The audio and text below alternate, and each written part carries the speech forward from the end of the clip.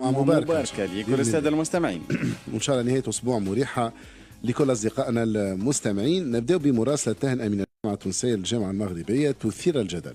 الجامعة التونسية لكرة القدم بعثت رسالة تاهن الفوزي لقجع رئيس الجامعة المغربية لكرة القدم مناسبة النجاح الباهر في تنظيم كأس أفريقيا الأخيرة. الرسالة بعثت البارح 22 جانفي ولا أعلنت عليها لا الجامعة التونسية ولا الجامعة المغربية، لكنها خرجت في وسائل الإعلام المغربية.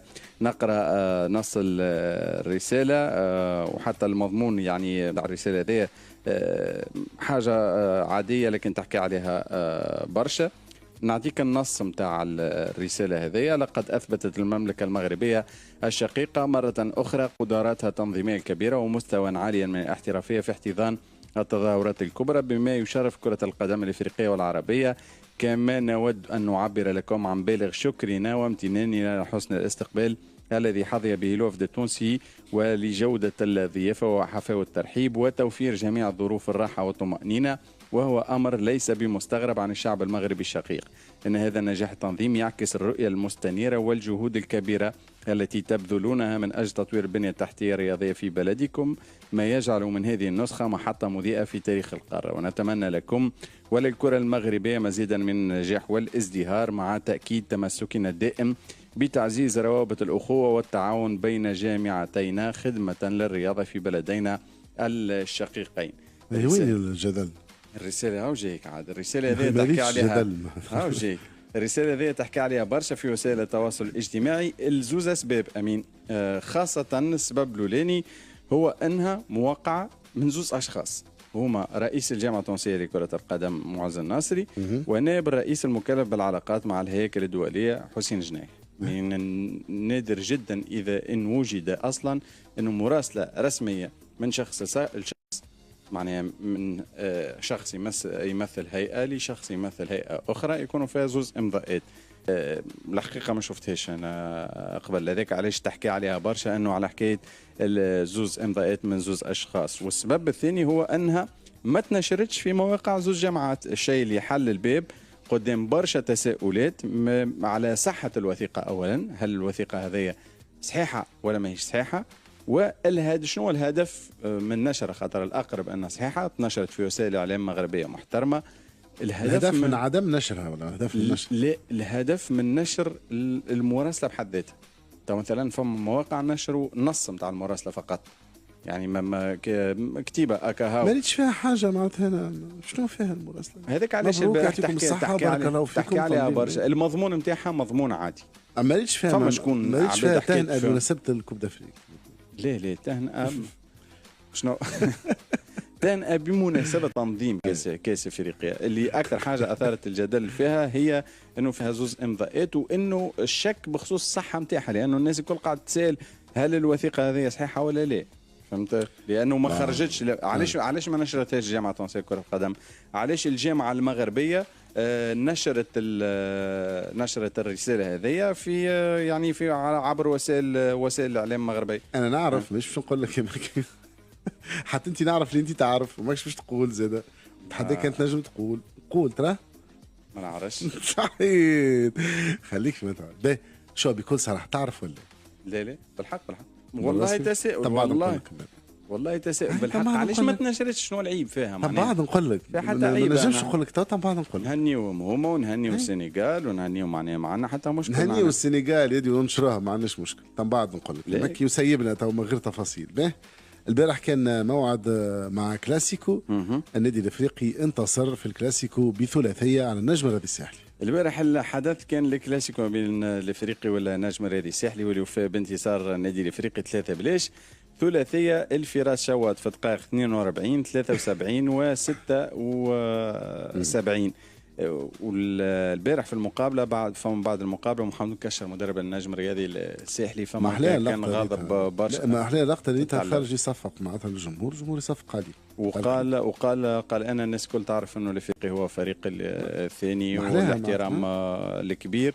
حاجه اخرى اعتذر بعد اللقطه اللي تعدت في التلفزه لانه تعاركوا الحكم في التلفزه. من بعد محمد كشر خرج اعتذر في الندوه الصحفيه من الناس الكل. البارح محمد المكشر كان غاضب برشا بخصوص حكايه تفريط النجم الساحلي في صالح الغدامسي للمغرب الفاسي. يقول ماهوش معقول انا نسمع كيما العباد نسمع بالجوار في الطياره، وكان غاضب برشا. لكن اللي شد الانتباه البارح ثلاثيه فراس شواط. عندنا ساعه انه نشوفوا ثلاثيه في البطوله 10 اهداف تا ولا في تنجيو الهاتريك تنجيو الكلمه بالضبط. 3 اهداف فرد مقابله، عندنا برشا ما شفناهاش في البطوله. وهنا التساؤل امين، تقول لي علاش يروح بالكره؟ لانه كما جرت العاده في العالم الكل وعلى الاقل في الاحتراف في تونس، فراس شواط روح بالكره نتاع المقابله. وتنجم تشوف الفيديو على الباج نتاعنا على فيسبوك سبور باي موزايك اف ام، ولا الناس تتفرج فينا في اللايف على موزايك ولا على سبور باي موزايك اف ام. فراس شواط دونك روح بالكره كما اي لاعب يسجل 3 اهداف. وهوني سؤال، علاش العاده هذه وقتاش بدات؟ بما انه كره القدم بدات في انجلترا، فانه العاده هذه بدات غادي، لكن مش في كره القدم، بدات في الكريكيت عام 1858. اول هاتريك او بالفرنسي كو دو شابو، وقت اللي لاعب لونسور اقصى 3 ضربات 3 لانسور في جرة بعضهم. الجمهور الحاضر وقتها خذوا شابو نتاع واحد منهم، دوروا شابو، كل واحد حط فيه فلوس من الجمهور، وفي الاخر اللي يروح باللي 3 لانسور هذوك هو اللي خذا الشابو هذاك والفلوس اللي فيه. من غاديك بدات العاده وتم نقلها لكره القدم. ما فماش تاريخ او اسم متفق عليه انه بداها، لكن فيها انواع سيدي خويا. الثلاثيه مش كل ثلاثيه تعني هاتريك، هذاك علاش قلت لك على الهاتريك. الهاتريك هي وقت يسجل نفس اللاعب 3 اهداف متتاليه دون انه يكون ما بيناتهم هدف اخر، سواء من زملائه ولا من الفريق المنافس. هذايا دونك الكام تاع فراس شواط البارح نحكيو على هاتريك. واذا تسجل هدف ما بيناتهم تولي اسمها عادي ثلاثيه تريبلي. هو ما يروح بالكره كان هاتريك؟ لا يروح 3 بونت يروح بالكره. مش لازم يعمل هاتريك باش يروح. لا مش لازم يعمل هاتريك يروح بالكره. فما زاد البيرفكت هاتريك. بيرفكت هاتريك هذيا كيفاش؟ في المباراه ما يسجل كان هو 3 كاو. لا مش هكاك. كيفاش؟ في مقابله يسجل بالساق اليمين، يسجل بالساق اليسار، ويسجل بالراس.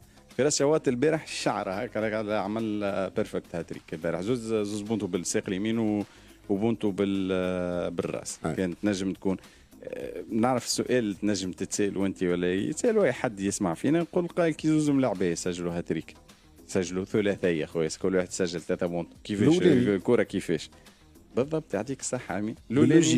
لولاني هو اللي يروح بالكرة، اللي يسجل الهاتريك. لولاني ما بكرة تيران كل واحد يهز كورته. صحيح، هذا البارتي. اليوم تبدل اليوم تبدل يعني ما عادش كيما قبل تبدا كرة واحدة. هي تلمون العادة ولات هكاكا ومهمة برشا.